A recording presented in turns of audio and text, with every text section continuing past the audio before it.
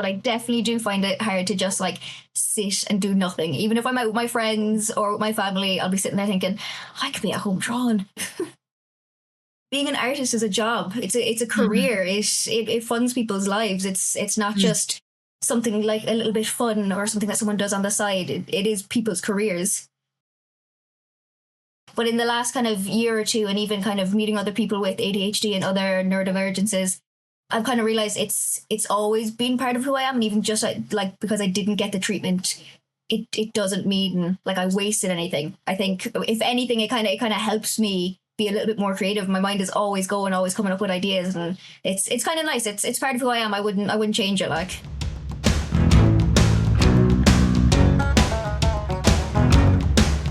So today I am joined by multimedia artist Emily O'Regan. You're very welcome to the podcast, Emily.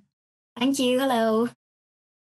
So can you take us back to the beginning? What are your earliest memories of creating art? And was there a specific moment where you realised this is what I want to do forever?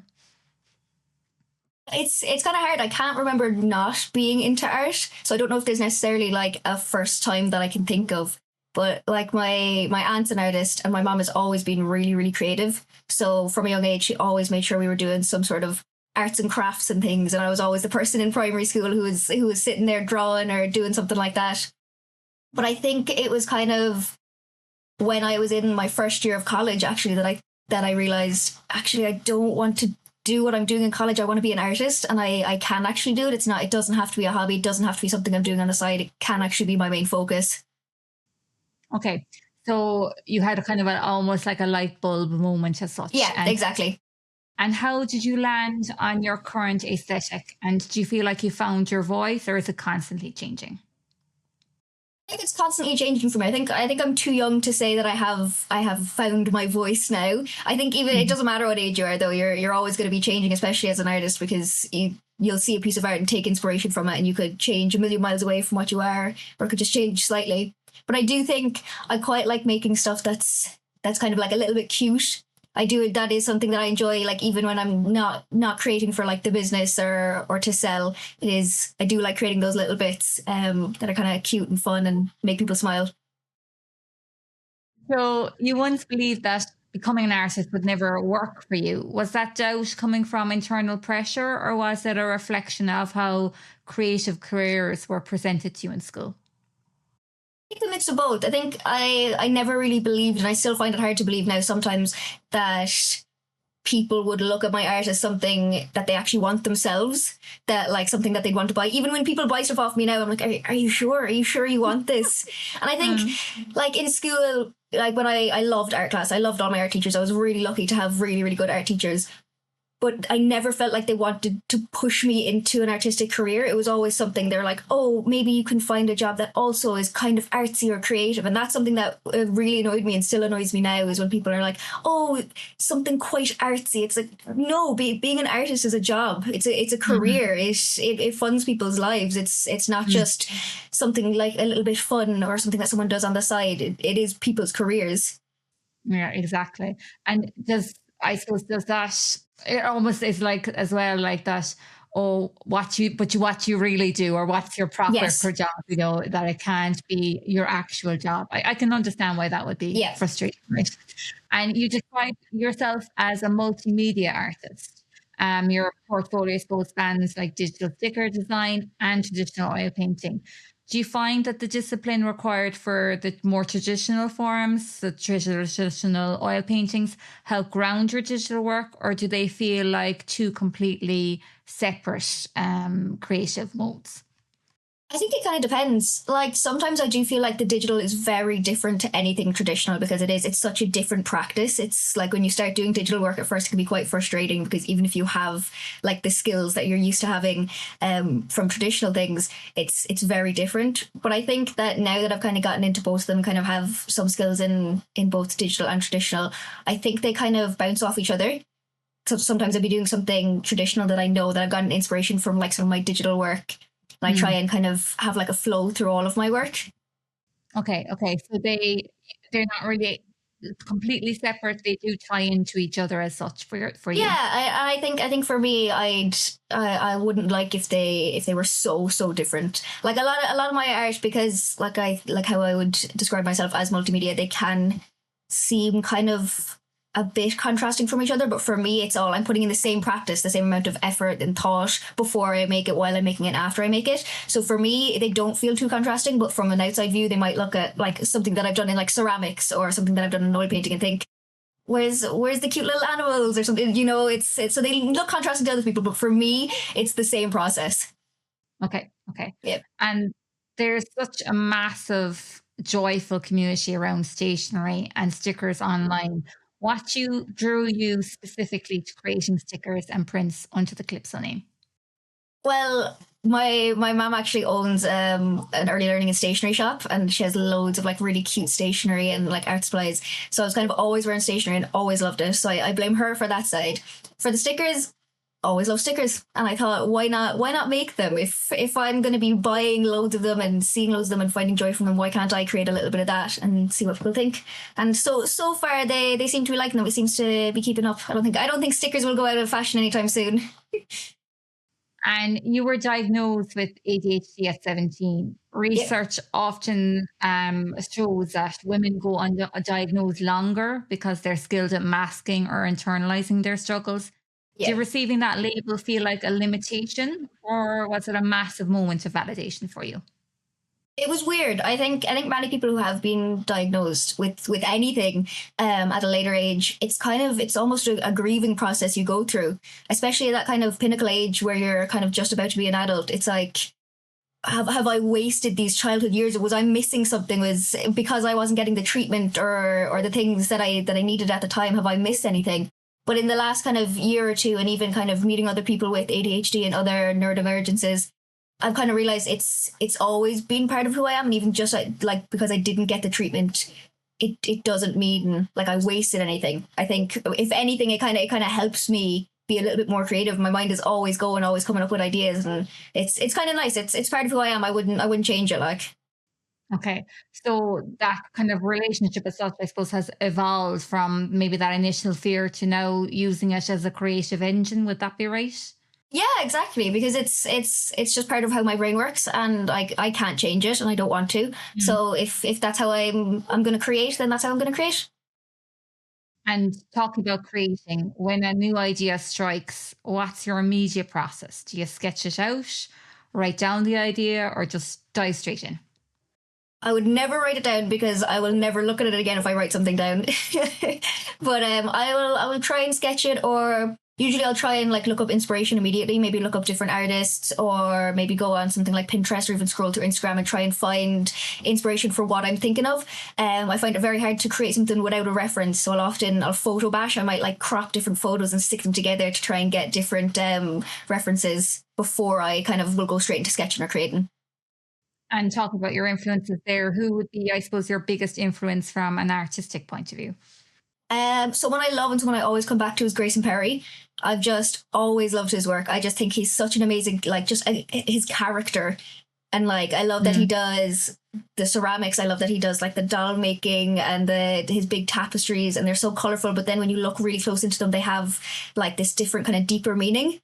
And I love that about him. He's always been a big inspiration. Very good.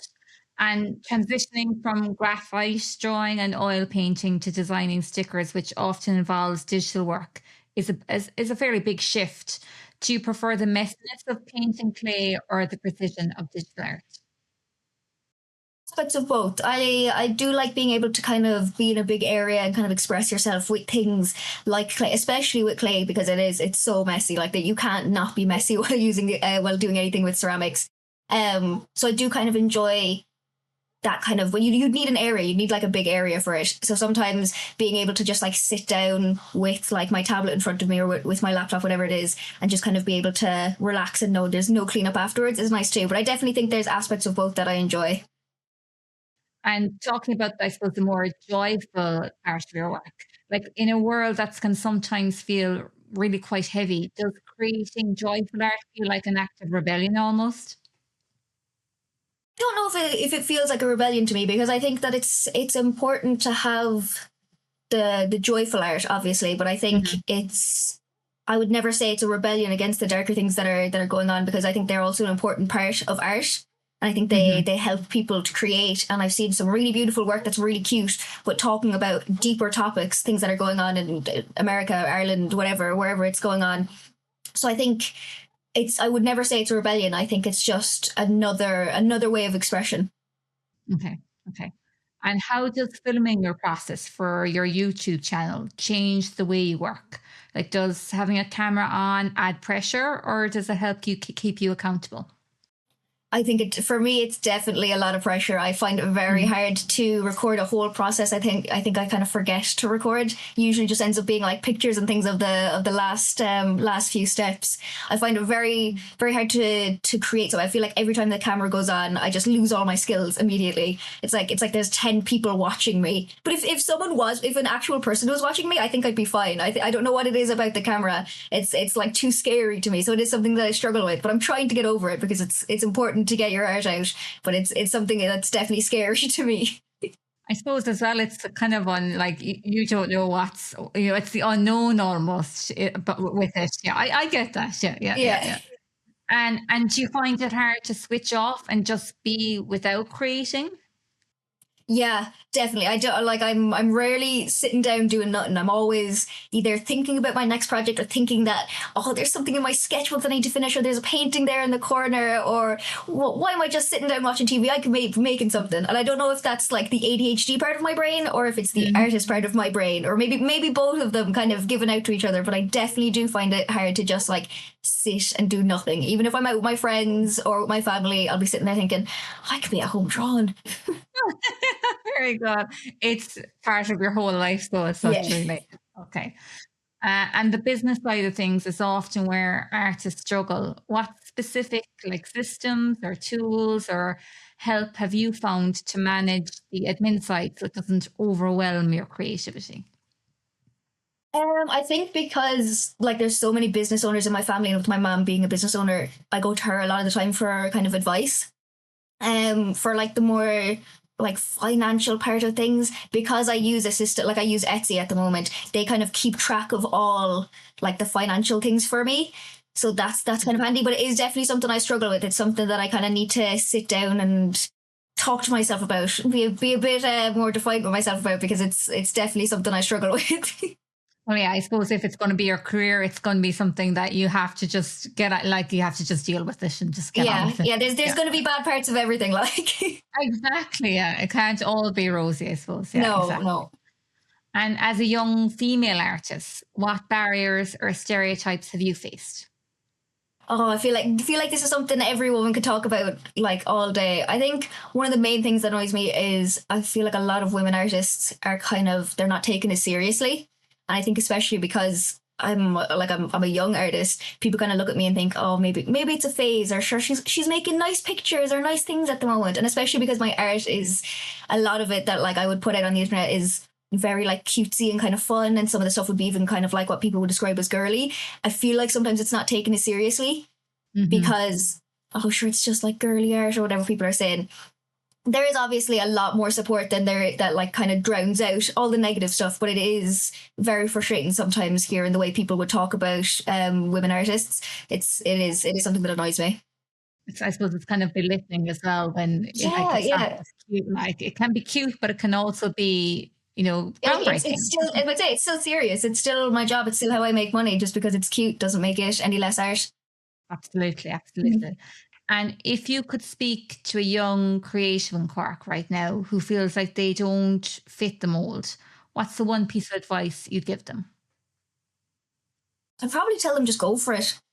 Like stop listening to that voice in your head that's saying, "Oh, but should I? Is my art good enough? Is it too bad? No one's going to want to see this." Because I still say that to myself, and I'm starting to see success. And I have so many friends that are so supportive of me. And I think it's just about putting yourself out there. Just go for it. Just do it. It might be your thing. It might not, but you won't know if you don't try. So it's just going for it, really. Absolutely, absolutely. And you're still young and have so much ahead of you. What's the big dream for Calypso print and stickers?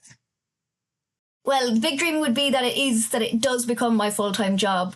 I'd love to get more into the side of content creation as well. It's something that I do enjoy, although it does scare me, but it's something that I really enjoy, kind of making more full-length videos, maybe properly uploading to YouTube full-time as well.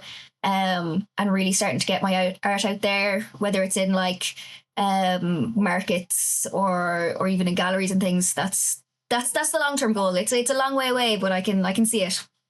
Very good. You sound like a woman with a plan.